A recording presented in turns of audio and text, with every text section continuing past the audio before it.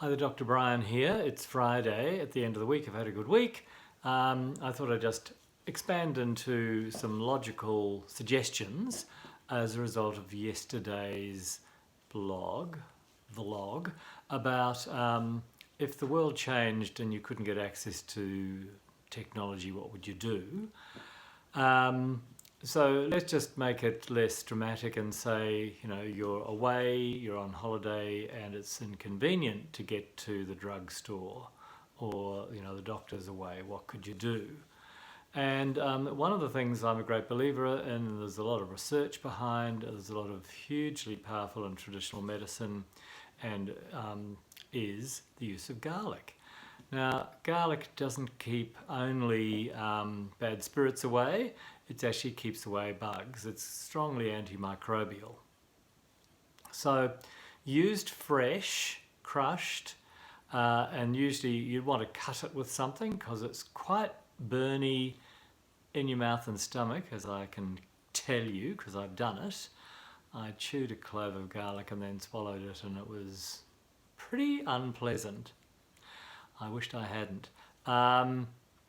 So if you crush it, makes it more available to the body, you get more surface area for absorption, and then you cut it, add it to some, say, avocado, so half an avocado with 1 or 2 cloves of garlic, or you could use some mayonnaise, you could use whatever you choose, but it wants to be something that will, let's say, blunt it, and it would probably want to have some fat, so that that would be a good blunting instrument, rather than, say, fruit juice or something like that.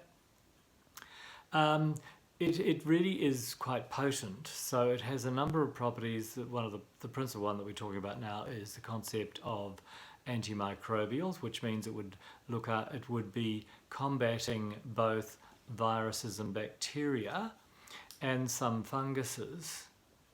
So you could take that, and you might take 2 cloves 3 to 4 times a day if you're acutely unwell, and maybe 2 to 3 times a day if you are mildly unwell. Now it's tried and true. I've used it myself numerous times when I've not been well, and usually just 1 to 2 days of that regime will see me well on the way to recovery. So I would suggest that it's one of the things that's easy to access and is actually very potent. It has other properties, that it's actually a vasodilator, so it keeps the vessel walls of blood vessels quite elastic, so it's been shown to reduce blood pressure. So if you had high blood pressure and you ran out of your pills, you could use that to help moderate blood pressure. There's a whole lot of reasons why blood pressure might be high, and obviously looking to understand that would be my first avenue, rather than just trying to switch it off. I'd be looking to see why the body was doing it, because the body wants that blood pressure up for a reason, quite likely to circulate blood to your brain, because the brain hates being starved of good, fresh, oxygenated blood.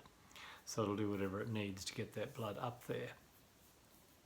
So that would be tip number 1. We talked about lots of fresh water, and maybe your filtration system isn't working, so what could you do? Well, there's evidence that you could put say some fresh green leaves in it. You could leave it out in the sun, because the sun is antimicrobial. You could filter it. There are various things you could filter it through if the water wasn't very clean, and if you have the opportunity to boil the water, obviously that is one thing that's very good for killing bugs. So you'd want to boil it and then maybe let it cool, maybe put even just putting a bit of lemon rind in it would be good. You could put some mint. There are a few leaves that you could put in that would actually improve the quality of the water, and would also further improve its properties. So water and garlic, 2 potent things. And the other thing that we often don't do these days is rest. So I'm a big proponent of the concept that the body will do whatever it can with what energy it has available. And often fighting a bug is more important, say, is more important than your posture. So your back pain might come back when you've got a flu. There's inflammation and swelling that would contribute, but the body is considering fighting the bug more important than managing the pain. However, if you're cold, the body will actually rather keep you warm because you'll die of cold sooner than you would die of a bug.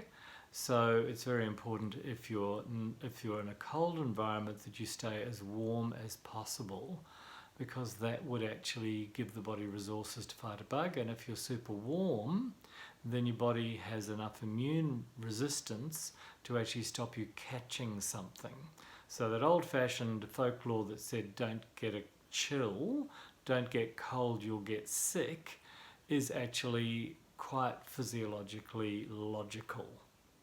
So 2 tips for surviving the Armageddon end, or just surviving being away. You're away on camping and you're not feeling 100%. Here's some things you can do with what you have with you that would actually help you feel better and help the body recover. So there you go. 2 simple things, water and garlic. Okay, I'll leave you with that for the end of the week. You may choose to go off and have some sort of an alcoholic cheer you up, and that also might be good for you. So don't drink too much. Okay, bye for now.